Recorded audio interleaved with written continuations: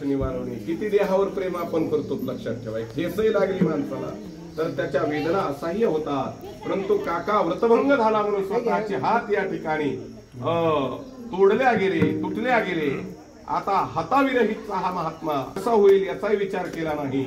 आणि शेवटी आता ग्रामवासीय लोक आहेत त्यांनी असा विचार केला, हातानच काही सोंग करते, कशाला याच्याकडे जायचं, जाऊ द्या आता त्याचा नाद सोडून द्या असा विचार केला. परंतु लक्षात ठेवा का भक्ताईशी जाणारी देही उदास गेले या शापाशनी वारवणे. प्रपंचाचा विचार केला नाही, देहाचा विचार केला नाही. अशा लोकांचं संरक्षण परमात्मा करत असतो. निर्वाणी गोविंदासे मागे पुढे काहीच साकडे पडू नये. तुकोबरायाच्या या ठिकाणी किंवा गोरोबा काकांच्या भेटीला समक्ष प्रत्यक्ष कोण आहे बरं आलेलं लक्षात ठेवा. तर पांडुरंग परमात्मा या ठिकाणी गाढव स्वरूपानुरूप आलेले, गरुड गाढव झाले लक्षात ठेवा. आणि पांडुरंग कुंभाराच्या वेशामध्ये रुक्मिणी माता हे दाम्पत्य आलं.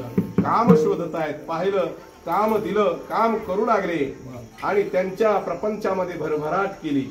आणि सगळं उदार उसणं व्यवस्थित वसूल करून आणावं काळ जात राहिला. आणि म्हणून काकांच्या समक्ष परमात्म्यानं भोजन करावं. 6 महिन्याचा काळ घालवला लक्षात ठेवा तिथं. आणि त्याच्यामध्ये आता मात्र या व्यक्तीकडे आनंदी आनंद प्राप्त झाला. म्हणून जीवनामध्ये प्रत्येकाच्याच दुःख असेल असं नाही. पण अभंग हा पोषक आहे. याचं कारण आहे आता आपण पुढच्या चरणाचा विस्तार फुलं उधळल्यानंतर करू.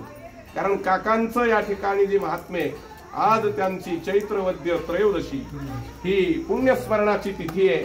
त्या दिवशी त्यांनी हा देह आपला परमात्म्याच्या स्वरूपात विलीन केला लक्षात ठेवा. हा महात्मा वेगळा राहिला नाही. पण त्याच्या पूर्वपीठिकेला काका जेव्हा वाळवंटावर कीर्तनामध्ये पंढरपूरच्या वारीत बरोबर गेलेले आहेत, दोन्ही पत्नी बरोबर आहेत, नामदेव महाराज कीर्तन करतायत आणि वर हात करून भजन करा म्हणतायत. काकाला हात नाही. एक भक्ताची खून दुसरा भक्त जाणतो लक्षात ठेवा. गळगळ अश्रू डोळ्या वाट वाहू लागले आणि परमात्म्याला साध घातली. ताबडतोब काकाचे हात वर झाले आणि काकाही त्या ठिकाणी भजन करू लागले. रामकृष्ण हरी जय जय राम.